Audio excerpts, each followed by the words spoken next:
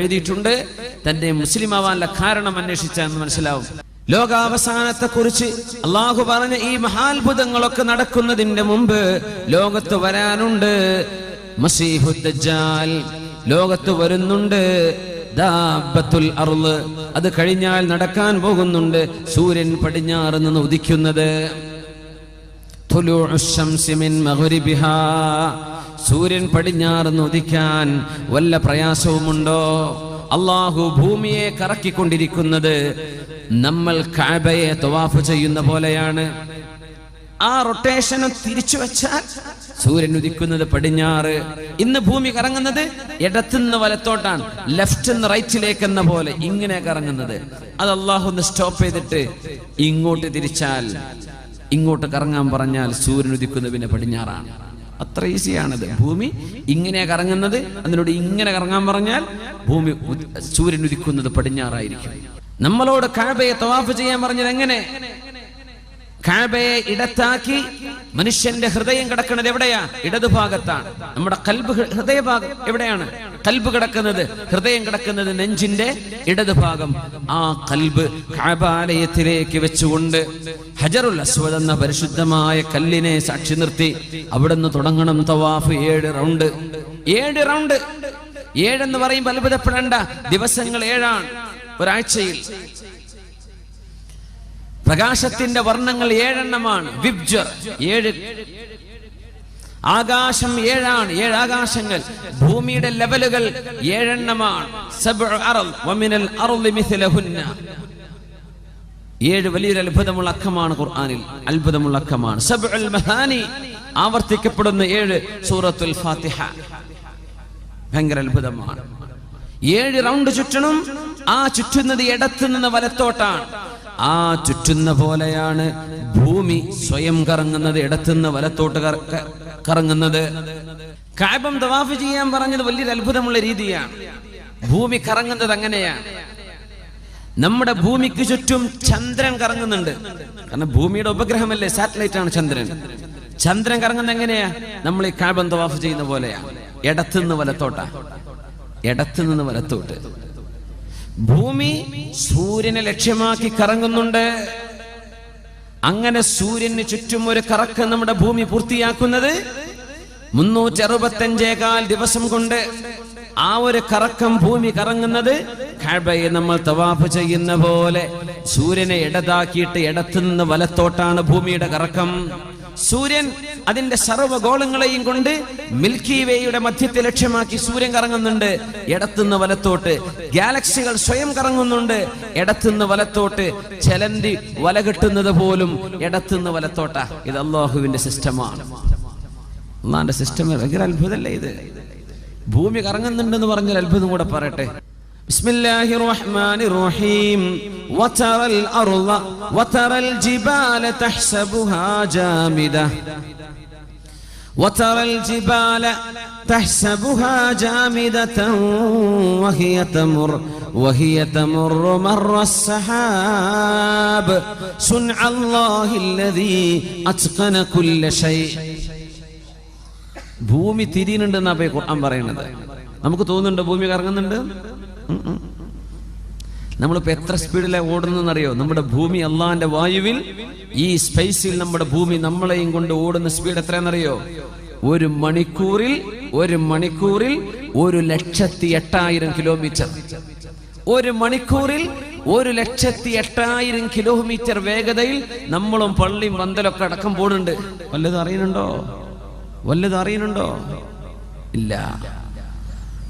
അങ്ങനെ 1,08,000 സ്പീഡിൽ നമ്മുടെ ഭൂമി കറങ്ങിയാലേ അടുത്ത ജനുവരി 1 ആവുള്ളൂ. 365 ദിവസം. അത് പൂർത്തിയാവുന്നത് 1,08,000 കിലോമീറ്റർ സ്പീഡിൽ പെർ അവർ. ഭൂമി സൂര്യന് ചുറ്റുമുള്ള കറക്കമാണ്. ആ റൗണ്ട് പൂർത്തിയാകുമ്പോഴാ 1 കൊല്ലമായി നമ്മൾ പറയാ. ആ പോക്ക് നമ്മൾ പോകുന്നുണ്ട്. അതിന്റെ ഒപ്പം ഭൂമി സ്വയം കറങ്ങുന്നുണ്ട്, സൂര്യന് ചുറ്റും കറങ്ങുന്നുണ്ട്. വല്ലതും അറിയുന്നുണ്ടോ? ഒരു ട്രെയിൻ പോയാൽ അടുത്ത് നിൽക്കാൻ പറ്റുമോ? കൊടുങ്കാറ്റല്ലേ. സൂര്യന്റെ ചുറ്റും ഭൂമി ഇത്ര സ്പീഡിൽ പോയിട്ട് വല്ല കൊടുങ്കാറ്റും ഭൂമിന്റെ അന്തരീക്ഷത്തെ വല്ല കാറ്റും അറിയുന്നുണ്ടോ? വല്ല ബുദ്ധിമുട്ട് അറിയുന്നുണ്ടോ? അള്ളാഹുവിന്റെ ഈ അന്തരീക്ഷത്തിൽ ഒന്നും അറിയുന്നില്ല. ഖുർആൻ പറയുന്നു, നോക്കൂ. വതറൽ ജിബാല, പർവ്വതങ്ങളെ നിങ്ങൾ നോക്കുമ്പോൾ നബിയേ തഹ്സബുഹാ ജാമിദ, അത് അനങ്ങാതെ നിൽക്കുന്നത് പോലെ നിങ്ങൾക്ക് തോന്നും. ഖുർആൻ നോക്കുക, നിങ്ങൾക്ക് തോന്നും അനങ്ങണില്ല. തഹ്സബുഹാ ജാമിദ വഹിയ തമുറു, ഈ പർവ്വതങ്ങൾ സഞ്ചരിക്കുന്നുണ്ട്. മർറസ്സഹാബ്, മേഘങ്ങൾ കറങ്ങുന്ന പോലെ, മേഘങ്ങൾ സഞ്ചരിക്കുന്ന പോലെ പർവ്വതങ്ങളും സഞ്ചരിക്കുന്നുണ്ട് നബിയേ. സുൻഅല്ലാഹ്, ഇത് അല്ലാഹുവിന്റെ സൃഷ്ടിപ്പാണ്, അല്ലാഹുവിന്റെ സംവിധാനമാണ്. അല്ലദീ അത്ഖന കുല്ല ഷൈഇൻ, എല്ലാറ്റിന്റെയും ക്രിയേഷൻ പെർഫെക്റ്റ് ആയി ചെയ്തവനാണ് അല്ലാഹു. അതുകൊണ്ട് നബിയെ അനങ്ങുന്നില്ല എന്ന് മനുഷ്യർക്ക് തോന്നും, ഇവ അനങ്ങുന്നുണ്ട്. ഏതുപോലെ? മേഘം സഞ്ചരിക്കുന്ന പോലെ. ഒരു പർവ്വതവും പാണത്തൂര ഒരു മലയും ഇങ്ങോട്ട് ഏഴിമലയിലേക്കോ ഏഴിമലയിലെ പർവ്വതം മംഗലാപുരത്തേക്കോ മാറിയിട്ടില്ല. ഇത് സഞ്ചരിക്കുന്നുണ്ട് എന്നുള്ള പറയും ചെയ്യുക. ഏതുപോലെ? മേഘം പോലെ. എന്താണ് പറഞ്ഞത്? മേഘം ഒറ്റക്കാണോ പോകുന്നത്? അല്ല, മേഘത്തെ ആര് തള്ളിവിടണം? കാറ്റ് തള്ളിവിടണം, അപ്പൊ മേഘം പോകും. അപ്പൊ കാറ്റ് കൊണ്ട് മേഘം പോകുന്ന പോലെ ഭൂമിയുടെ സ്വയം കറക്കം കൊണ്ട്, ഭൂമിയുടെ അനക്കം കൊണ്ട് അതിനനുപാതികമായി പർവ്വതം ഭൂമിയോടൊപ്പം കറങ്ങുന്നുണ്ട്. പർവ്വതം ഒറ്റക്ക് നടക്കുന്നതല്ല, ആരോ കൊണ്ടുപോകുന്നുണ്ട്. മേഘത്തെ കാറ്റ് കൊണ്ടുപോകുന്ന പോലെ. അല്ലാഹു ഉദാഹരണം വെച്ച് നോക്കൂ. എന്നിട്ട് പറയാൻ, ആ 1,08,000 കിലോമീറ്റർ പെർ അവർ, മണിക്കൂറിലെ, ഒരു മണിക്കൂർ എന്ന് പറഞ്ഞാൽ നമ്മൾ വേദ പറഞ്ഞു തുടങ്ങിയിട്ട് പിന്നെ 5 മിനിറ്റ് കൊണ്ട് കഴിഞ്ഞ 1 മണിക്കൂറായി. ഭൂമിയോടൊപ്പം നമ്മൾ 1,08,000 കിലോമീറ്റർ അള്ളാന്റെ അന്തരീക്ഷത്തിൽ സഞ്ചരിച്ചു കഴിഞ്ഞു. 1,08,000 കിലോമീറ്റർ. നമ്മൾ അറിയുന്നുണ്ടോ? മനുഷ്യന് കഥയെന്ന് കണ്ടു, നമ്മൾ 5 സെന്റ് ഭൂമിക്ക് വേണ്ടി തർക്കിച്ചിരിക്കുക. അള്ളാന്റെ ഭൂമിയിലെ മഹാത്ഭുതങ്ങൾ നമ്മൾ അറിയുന്നുണ്ടോ? ഈ ലോകത്തിന്റെ അത്ഭുതങ്ങൾ വല്ല പ്രയാസം നമ്മൾ അറിയുന്നുണ്ടോ? ഭൂമിയിൽ ഇത്ര സ്പീഡിൽ സാധനം പോയാൽ എന്തൊരു കൊടുങ്കാറ്റായിരിക്കും. പക്ഷെ അന്തരീക്ഷത്തിലൊന്നും സംഭവിക്കണില്ല, അന്തരീക്ഷത്തിലൊന്നും സംഭവിക്കണില്ല. യാ അല്ലാഹ്, അങ്ങനെ പ്രപഞ്ചത്തെ കറക്കുന്ന അല്ലാഹു തആല, ഭൂമിയെ സഞ്ചരിപ്പിക്കുന്ന അല്ലാഹു, അന്ത്യനാളിനോടടുക്കുമ്പോൾ ഭൂമിയുടെ ഇടത്തുനിന്ന് വലത്തോട്ടുള്ള കറക്കം, നമ്മൾ കഅബ തവാഫ് ചെയ്യുന്ന കറക്കം, നമ്മൾ സഈ ചെയ്യുന്നത് പോലും അങ്ങനെയാണ്. സഫയിൽ നിന്ന് മർവയിലേക്ക്, മർവയിൽ നിന്ന് സഫയിലേക്ക്. ശരിക്കും ചിന്തിച്ചാൽ ഇടത്തുനിന്ന് വലത്തോട്ട് ഇങ്ങനെ തിരിയുന്ന പോലെ സഫീൻ തുടങ്ങി മർവയിലേക്ക് അവസാനിക്കുന്ന സഈ, സഫാ മർവന്റെ ഇടയിലെ നടത്തം പോലും കഅബ ചുറ്റുന്ന പോലെയാണ്. ഇടത്തുനിന്ന് വലത്തോട്ട് ാണ്. ഓരോ ആറ്റത്തിന്റെ ഉള്ളിലും, സയൻസ് പഠിക്കുന്ന മക്കൾ മനസ്സിലാക്കണം, ആറ്റത്തിന്റെ ഉള്ളിൽ ഇലക്ട്രോണുകളും പ്രോട്ടോണുകളും അതിന്റെ ഓർബിറ്റിലൂടെ കറങ്ങുന്നുണ്ട്. അവിടെ ബോറോയിങ് ലെൻഡിങ് നടക്കുന്നുണ്ട്, കെമിക്കൽ റിയാക്ഷൻ നടക്കുന്നുണ്ട്. ഇലക്ട്രോണുകൾ ന്യൂക്ലിയസിനെ കേന്ദ്രമാക്കി കറങ്ങുന്നത് കഅബ തവാഫ് ചെയ്യുന്ന പോലെയാണ്, ഇടത്തുനിന്ന് വലത്തോട്ടാണ്. ഇതൊരു യൂണിവേഴ്സൽ ഫാക്റ്റാണ്. ഈ കറക്കം യൂണിവേഴ്സലാണ്. അല്ലാഹു നമുക്ക് തെരഞ്ഞെടുത്ത ഇബാദത്തും അങ്ങനെ തന്നെ. ആ ഭൂമിയോട് അല്ലാഹു ഇടത്ത് നിന്ന് വലത്തോട്ട് തിരിയുന്ന ഭൂമിയോട് വലത്ത് നിന്ന് ഇടത്തോട്ട് തിരിയാൻ പറഞ്ഞാൽ പിന്നെ സൂര്യോദയം കാണുന്നത് പടിഞ്ഞാറായിരിക്കും. അത് ലോകത്ത് ആദ്യമായി പ്രഖ്യാപിച്ചത് ഇസ്ലാമാണ്, മുസ്ലിമീങ്ങളാണ്. പരിശുദ്ധ ഹദീസിലാണ് റസൂലുള്ളാഹി സ്വല്ലല്ലാഹു അലൈഹി വസല്ലം തുലൂഉശ് ശംസി മിൻ മഗ്രിബിഹാ, സൂര്യൻ പടിഞ്ഞാറ് ഉദിക്കുന്ന അത്ഭുതം നടക്കും. അത് കണ്ടാൽ എല്ലാ അമുസ്ലിമും മുസ്ലിമാവാൻ നോക്കും. കാരണം ഈ പറഞ്ഞതൊക്കെ നമ്മൾ കാണുന്നില്ലേ? ഇങ്ങനെ ഒരു പ്രവചനം നടത്തി പുലർന്നത് ഏത് മതത്തിന് പറയാനുണ്ട്? തുലൂഉശ് ശംസി മിൻ മഗ്രിബിഹാ, സൂര്യൻ പടിഞ്ഞാറ് ഉദിച്ചു എന്ന് കേൾക്കുമ്പോഴേക്കും അത് ലോകത്ത് ഏതെങ്കിലും ഒരു രാജ്യക്കാർക്ക് ഉദിച്ചാലും മതി. ഇപ്പോ എല്ലാവർക്കും ഉദിക്കേണ്ട, ഒരൊറ്റ രാജ്യക്കാർക്ക് മതി. അമേരിക്കയിൽ ഉദിച്ചോ അല്ലെങ്കിൽ ഈസ്റ്റേൺ രാജ്യങ്ങളിൽ ഉദിച്ചോ, അപ്പോഴേക്കപ്പോഴേ ന്യൂസ് അവർ വന്നില്ലേ? Hot news. കൂട്ടരെ, ഈസ്റ്റേൺ രാജ്യക്കാരെ പുറപ്പെട്ട് ഉറങ്ങിക്കോളൂ, നിങ്ങൾക്കിന്ന് പകലില്ല, ഞങ്ങൾക്ക് ഇവിടെ ഉദിച്ചു കഴിഞ്ഞു, സൂര്യൻ പടിഞ്ഞാറെന്ന് ഉദിച്ചു. സർവ്വ ന്യൂസുകളും വരും അല്ലെ? ഹോട്ട് ന്യൂസ് അതായിരിക്കും, എക്സ്ക്ലൂസീവ് ന്യൂസുകൾ അതാണ്. വാട്സപ്പിലും ഫേസ്ബുക്കിലും ചർച്ച അതായിരിക്കും. അര ദിവസം ഉണ്ടാവുള്ളൂ, അര ദിവസം, ഹാഫ് ഡേ. അത് കഴിഞ്ഞ സൂര്യൻ അവിടെ തന്നെ അസ്തമിക്കും, പിന്നെ കിഴക്ക് ഉദിക്കുകയും ചെയ്യുന്ന. ഇത് കണ്ടാൽ ഒരുപാട് ആളുകൾ മുസ്ലിമാവുന്നതാണ്, ഒരുപാട് ആളുകൾ മുസ്ലിമാകും. കാരണം ഇങ്ങനെ ഒരു അത്ഭുതം നടക്കുമെന്ന് പറഞ്ഞത് വിശുദ്ധ ഇസ്ലാം മാത്രമാണ്. അതുകൊണ്ട് അല്ലാഹുവിന്റെ റസൂല് പറഞ്ഞതേ, ഇത് കണ്ടിട്ടൊന്നും മുസ്ലിം ആവേണ്ട ഗതികേട് വേണ്ട, ഇത് കണ്ടിട്ട് നിങ്ങൾ മുസ്ലിം ആവണ്ട. لا تنفع نفسا إيمانها لم تكن آمنت من قبل أو كسبت في إيمانها خيرا. അതുവരെ മുസ്ലിമാവാത്തവർക്ക് പിന്നെ ഇസ്ലാമായിട്ട് കാര്യമില്ല. അതുവരെ വഴിതെറ്റി നടന്നിട്ട് പിന്നെ ആ ഒരു സംഭവം നടക്കുമ്പോഴേക്കും ഞാൻ നന്നാവട്ടെ പടച്ചോനെ, എനിക്ക് മരിക്കണം, എനിക്ക് ആഖിറം, എന്റെ റബ്ബിന്റെ മുമ്പിൽ വിചാരണ, നരകം, സ്വർഗം, ഇതൊന്നും പിന്നെ ചിന്തിച്ചിട്ട് അള്ളാഹു സ്വീകരിക്കൂല. അള്ളാഹു സ്വീകരിക്കൂല. എന്തേന്നറിയോ? പടച്ച തമ്പുരാൻ അങ്ങോട്ട് ഇറങ്ങി വന്ന എല്ലാരും വിശ്വസിക്കൂലേ? ഇതെന്തിന്റെ ലോകമാണ്? പരീക്ഷണത്തിന്റെ ലോകമാണ്. ലിനബ്ലുവകും അയ്യുക്കും അഹ്സനു അമല. ഇതങ്ങ് മഹാത്ഭുതം കണ്ടിട്ട് തന്നെ വിശ്വസിക്കണം എന്ന് പറഞ്ഞാൽ അതിലെന്ത് അത്ഭുതം? ഇതൊന്നും ഇല്ലാതെ മുസ്ലിമീങ്ങൾ ചെയ്യുന്ന റിസ്ക് ഭയങ്കരമാണ്. നമ്മൾ ചെയ്യുന്ന റിസ്ക് ഭയങ്കര റിസ്ക് എടുക്കുന്നവരാണ് നമ്മൾ.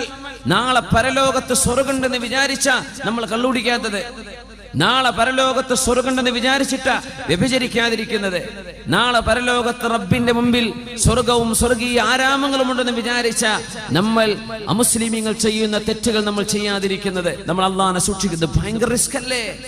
ഭയങ്കര റിസ്ക് അല്ലേ നമ്മൾ എടുക്കുന്നത്? അവിടെ ഉണ്ട് ഇഖ്ബാലൊക്കെ പറഞ്ഞു, ബച്ചാരെ മുസൽമാനോ ഫഖത്ത് വഅദ യഹൂർ. ഇഖ്ബാല പറഞ്ഞത് വല്ലാത്തൊരു വാക്കാണ്.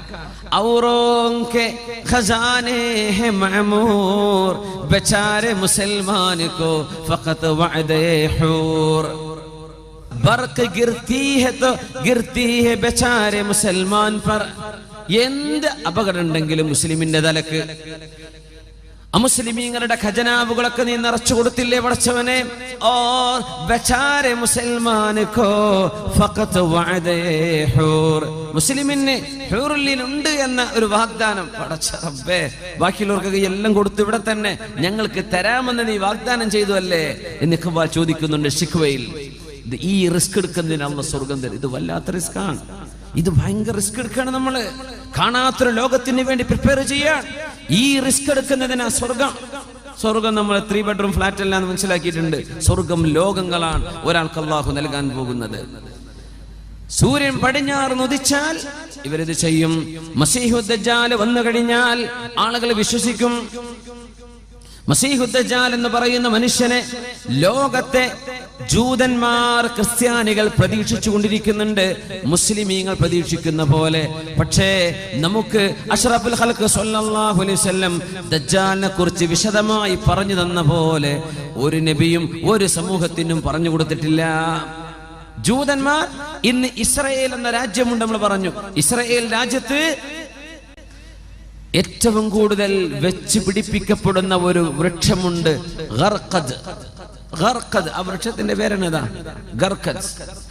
ആ വൃക്ഷം നമ്മള് റോഡ് സൈഡിലൊക്കെ ചെടികൾ വെച്ച് പിടിപ്പിക്കൂലേ, പാർക്കിലൊക്കെ, അതുപോലെ ലക്ഷക്കണക്കിന്. ഡോക്ടർ ഉമർ അബ്ദുൽ കാഫിരിക്ക് പറയേണ്ടായി, എത്രയോ 16 മില്യണോ, ആ ചെറിയ രാജ്യത്തെ 16 മില്യണോളം ഗർഖദ് വൃക്ഷങ്ങൾ അവർ വെച്ച് പിടിപ്പിച്ചു കഴിഞ്ഞു. എന്താ സംഭവം എന്നറിയോ? ലോകത്ത് അവസാന ഒരു യുദ്ധം നടക്കാൻ പോകുന്നുണ്ട് ഈസ നബി അലൈഹിസ്സലാമിന്റെ കീഴിൽ മുസ്ലിമീങ്ങളും ജൂതന്മാരും തമ്മിൽ. അതിൽ ബൈത്തുൽ മുഖദ്ദസ് മുസ്ലിമീങ്ങൾക്ക് കിട്ടും. ജൂതന്മാർ അടിയറ പറയും, മുസ്ലിമീങ്ങൾ ജയിക്കും. ആ യുദ്ധം നടക്കുമ്പോ എല്ലാ വൃക്ഷങ്ങളും കല്ലുകളും മുസ്ലിമിന് അനുകൂലമായി സംസാരിക്കുന്ന കല്ല് പറയും, യാ മുസ്ലിം തആൽ, ഇങ്ങോട്ട് വാ മുസ്ലിമേ, എന്റെ പിന്നിൽ ജൂതൻ ഇരിക്കുന്നുണ്ട് എന്ന് വിളിച്ചു പറയും, ഒറ്റുകൊടുക്കും. ഇല്ലൽ ഗർഖദ, ഗർഖദ് എന്ന വൃക്ഷമല്ലാതെ, ഫഇന്നഹാ മിൻ ഷജരിൽ യഹൂദ്, അത് ജൂതന്മാരുടെ മരമാണ്, ആ മരം വിളിച്ചു പറയൂല. ഈ മരം മില്യൺ കണക്കിന് നട്ടുപിടിപ്പിച്ചു കഴിഞ്ഞു. അപ്പൊ നമ്മൾ ഈ പറയുന്ന ഹദീസിനെക്കാളും വലിയ വിശ്വാസം ജൂതന്മാർക്ക്. അവര് ഉറപ്പിച്ചു കഴിഞ്ഞു. അവര് മസീഹു ദജ്ജാലിനെ വിളിക്കുന്ന പേരാണ് ആന്റി ക്രൈസ്റ്റ്, ഈസ നബിയുടെ എതിരാളി. ഈസ നബിയുടെ എതിരാളി, ആ വാക്കിന്റെ പേരെന്നതല്ലേ? Anti Christ. ഈസ നബിയുടെ എതിരാളി ആര് വിളിക്കുന്നു? ജൂതന്മാർ. ക്രിസ്ത്യാനികളും മസീഹു ദജ്ജാലിനെ ഇന്ന് വിളിക്കുന്ന പേരെന്താ? ആന്റി ക്രൈസ്റ്റ് വരാനുണ്ട്. ജൂതന്മാർ പ്രഖ്യാപിച്ചു കഴിഞ്ഞു, ആന്റി ക്രൈസ്റ്റ് വന്നാൽ ഞങ്ങൾ ലോകത്തിന്റെ ഭരണം ഏറ്റെടുക്കും, ഞങ്ങൾ ജയിച്ചടക്കും. ആന്റി ക്രൈസ്റ്റ് വന്നാൽ അല്ലാഹുവിന്റെ റസൂൽ പറയുമായിരുന്നു, മസീഹു ദജ്ജാൽ ഈസ നബി അലൈഹിസ്സലാമിനെ കണ്ടാൽ യദൂബു കമാ യദൂബുൽ മിൽഹു ഫിൽ മാ, വെള്ളത്തിൽ ഉപ്പ് ഡിസോൾവ് ആകുന്ന പോലെ ഉപ്പ് ഉരുകിത്തീരുന്ന പോലെ ഈസ നബിയെ കണ്ടാൽ ഈ മസീഹുദ് ദജ്ജാൽ എന്ന ദുഷ്ടനായ മനുഷ്യൻ ഉരുകിത്തീരുമെന്ന് റസൂലുള്ളാഹി സ്വല്ലല്ലാഹു അലൈഹി വസല്ലം. ഈ മസീഹുദ് ദജ്ജാലിനെ വധിക്കുന്നത് മഹാനായ ഈസ നബി അലൈഹിസ്സലാമാണ്. ഈസ നബിയാണ്. യഖ്തുലുഹു ഈസ ഇബ്നു മറിയം. ഈസ നബി, മറിയമിന്റെ പുത്രൻ ഈസ നബി മസീഹുദ് ദജ്ജാലിനെ വധിക്കുക തന്നെ ചെയ്യും. എവിടെ വെച്ച്? ബിബാബ് ലുദ്. ലുദ് എന്ന നഗരത്തിന്റെ വാതിൽക്കൽ വെച്ചിട്ട്. ലുദ് ഇന്നത്തെ ഇസ്രായേലിലെ ഫലസ്തീനികൾ എന്ന് പിടിച്ചടക്കിയ ഇന്നത്തെ ഇസ്രായേൽ എന്ന് പറയുന്ന ടെറിറ്ററിയിലെ പ്രധാനപ്പെട്ട നഗരമാണ് ലുദ്. ഇസ്രായേലിന്റെ എയർപോർട്ട് കിടക്കുന്ന ഭാഗം ലുദ്ദാണ്. ആ ലുദ്ദിൽ വെച്ചിട്ട് മസീഹുദ് ദജ്ജാലിനെ ഈസ നബി പിടികൂടാൻ. പരിശുദ്ധ റസൂലുള്ളാഹി സ്വല്ലല്ലാഹു അലൈഹി വസല്ലം ഈസാ നബി മസീഹുദ് ദജ്ജാലിനെ പിടിക്കുന്ന സ്ഥലം ഇന്ന് ഇസ്രായേലിന്റെ എയർപോർട്ട്. നബി തങ്ങൾ പറഞ്ഞു, അവൻ യാത്ര പുറപ്പെടാൻ നിൽക്കുന്ന നേരത്തായിരിക്കും ഈസാ നബിയെ പിടിക്കാൻ. വല്ല ഫ്ലൈറ്റും കയറി പോകാൻ നിൽക്കായിരിക്കും, എമിഗ്രേഷൻ കഴിഞ്ഞിരിക്കുന്ന നേരത്തായിരിക്കും ഈസാ നബി പിടിച്ച് കൊണ്ടുവരുന്നത്. ഈ രീതിയിൽ ആധുനികന് മനസ്സിലാകത്തക്ക രീതിയിൽ ഹദീസിന്റെ വചനങ്ങൾ ശരിക്ക് പച്ചയിൽ പുലർന്നുകൊണ്ടിരിക്കുന്ന കാലമാണിത്. ആരാണ് മസീഹുദ് ദജ്ജാൽ? അവനിവിടെ ഉണ്ടോ? എന്താണ് അവന് സംഭവിച്ചത്? എന്താ നമുക്ക് കാണാൻ പറ്റാത്തത്? അവൻ ആരെങ്കിലും കണ്ടവരുണ്ടോ? നബി സല്ലല്ലാഹു അലൈഹി വസല്ലം തങ്ങളുടെ കാലം ആ ഗോത്രത്തിലെ 30ഓളം ആളുകൾ അവർ ഒരു യാത്ര പോവുകയാണ്. ആ യാത്രക്കാരിലുണ്ട് മഹാനായ സുഹാബി തമീമുദ് ദാരി റളിയല്ലാഹു അൻഹു. അപ്പോ 30ഓളം വരുന്ന ആളുകൾ, ലഖ്മ ജുദാം എന്ന ഗോത്രത്തിലെ 30ഓളം ആളുകൾ കടലിൽ യാത്ര പോയ ചരിത്രം സ്വഹീഹ് മുസ്ലിമിൽ കാണാൻ കഴിയും. സ്വഹീഹായ ഹദീസ്. ആ യാത്രക്കാരിലുണ്ട് മഹാനായ തമീമുദ് ദാരി റളിയല്ലാഹു അൻഹു. തമീമുദ് ദാരിയെ ഓർമ്മ വരണം. ആ സ്വഹാബിയാണ് ഉമറുൽ ഫാറൂഖ് റളിയല്ലാഹു അൻഹുവിന്റെ കാലത്ത് തറാവീഹ് നിസ്കാരം 20 റക്അത്ത് നിർവഹിക്കപ്പെട്ടപ്പോൾ ആ 20 റക്അത്ത് തറാവീഹിന് ഉമർ റളിയല്ലാഹു അൻഹു ഇമാം നിർത്തിയിരുന്ന സ്വഹാബി. 2 സ്വഹാബിമാരിൽ ഒരാൾ ഈ സ്വഹാബിയാണ് തമീമുദ് ദാരി റളിയല്ലാഹു അൻഹു. അദ്ദേഹം മുസ്ലിം ആവാനുണ്ടായ കാരണമാണ് പറയുന്നത്. ലഖ്മ ജുദാം ഗോത്രത്തിലെ 30ഓളം ആളുകൾ കടലിൽ യാത്ര പോയി. അവരുടെ കപ്പലുകൾ തകർന്നടിഞ്ഞ് ഒരു ദ്വീപിലെത്തിപ്പെട്ട കഥയാണ് അവർ പറഞ്ഞത്. അല്ലാഹുവിന്റെ റസൂലിനോട് വന്ന് പറഞ്ഞു കൊടുത്തു. ഉമ്മു ഹാനി റളിയല്ലാഹു അൻഹ പറഞ്ഞു, അല്ലാഹുവിന്റെ റസൂൽ സ്വല്ലല്ലാഹു അലൈഹി വസല്ലം ഞങ്ങൾ എല്ലാവരെയും പള്ളിയിലേക്ക് വിളിച്ചിട്ട് പറഞ്ഞു, എല്ലാവരും ഇരിക്കിൻ.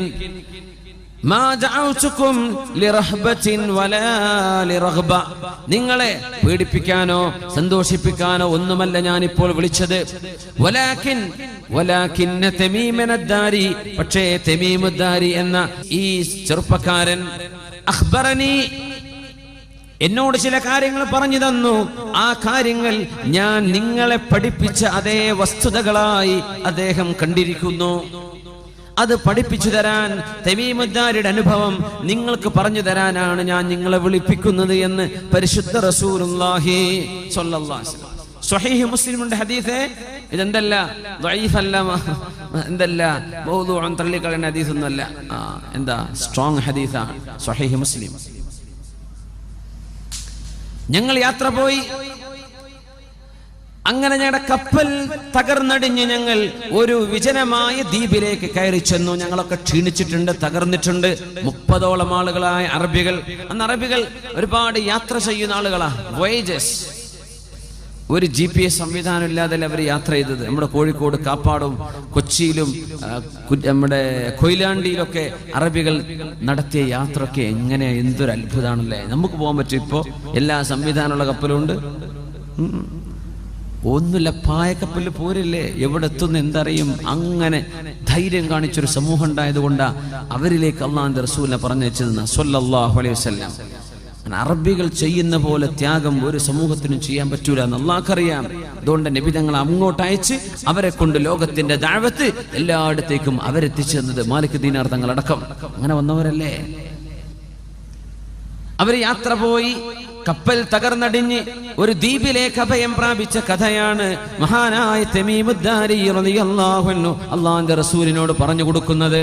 നബിയെ, ഞങ്ങൾ കയറി ചെന്നപ്പോൾ ഫസ്തഖ്ബലത്നാ ദാബത്തുൻ, ഒരു മൃഗം ഞങ്ങളുടെ മുമ്പിൽ പ്രത്യക്ഷപ്പെട്ടു. സൗദാ, ഒരു കറുത്ത ഭയങ്കരമായ അദീമ, ഒരു ഭീമാകാരമുള്ള ഒരു ജീവി.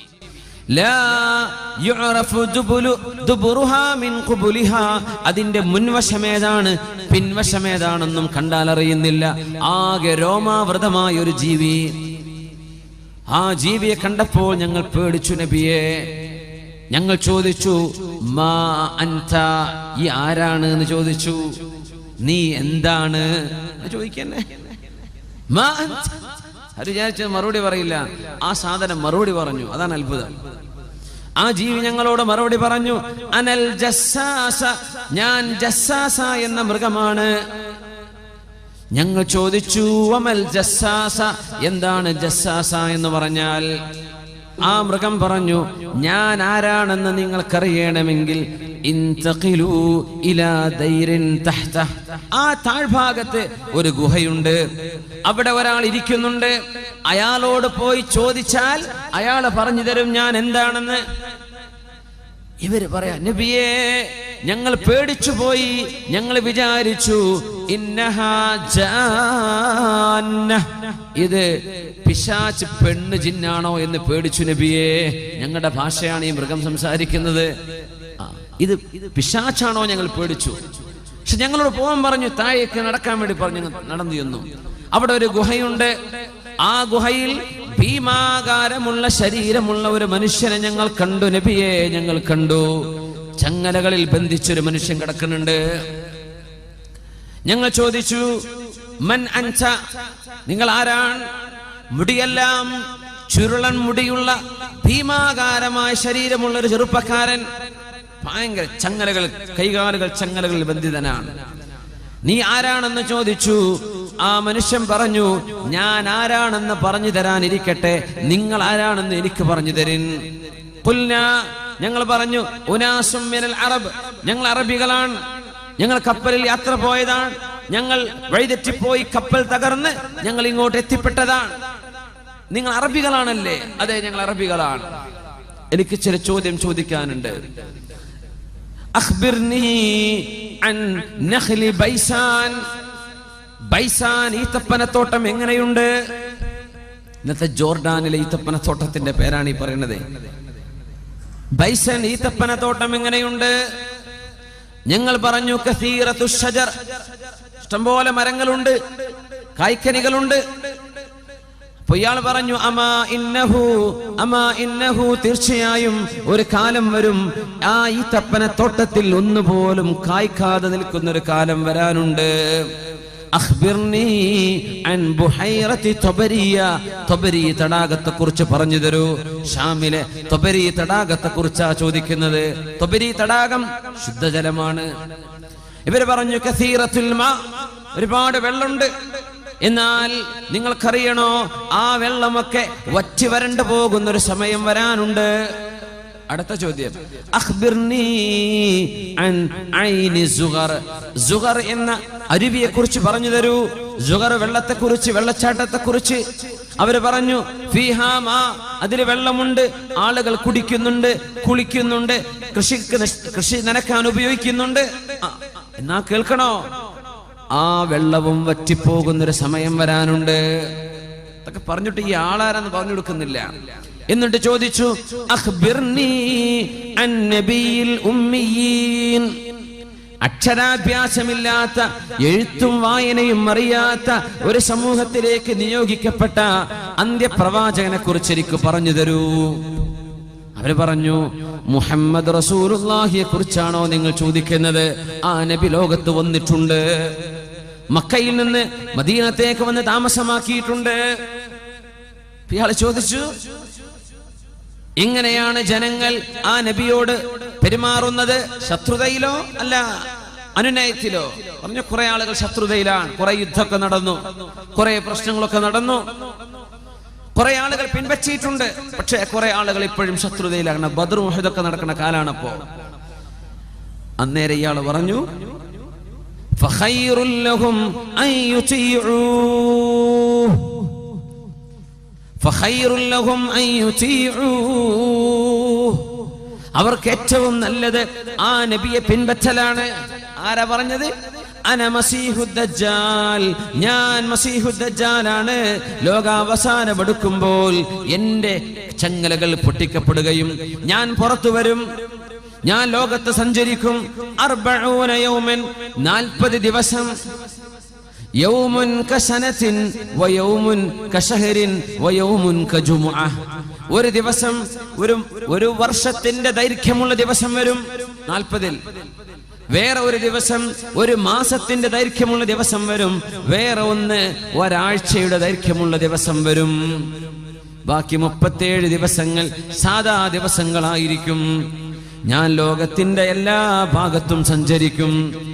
ഗൈറ മക്ക വത്വയ്ബ, മക്കയൊഴികെ ത്വയ്ബ ഒഴികെ ബാക്കി എല്ലായിടത്തും ഞാനെത്തും.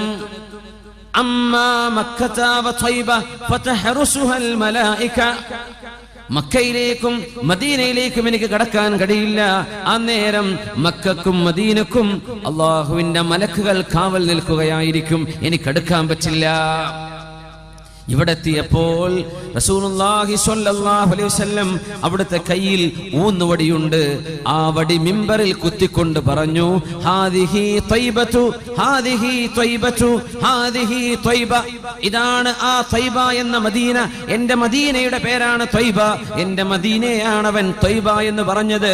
ഇതാണ് ത്വയ്ബ, ഇതാണ് ത്വയ്ബ, ഇതാണ് ത്വയ്ബ എന്ന് റസൂലുള്ളാഹി സ്വല്ലല്ലാഹു അലൈഹി വസല്ലം ക്രിസ്ത്യാനികളായ 30ഓളം ആളുകളോടാണ് അവർക്കൊക്കെ ആ നബിയെ പിൻപറ്റലാണ് നല്ലത്.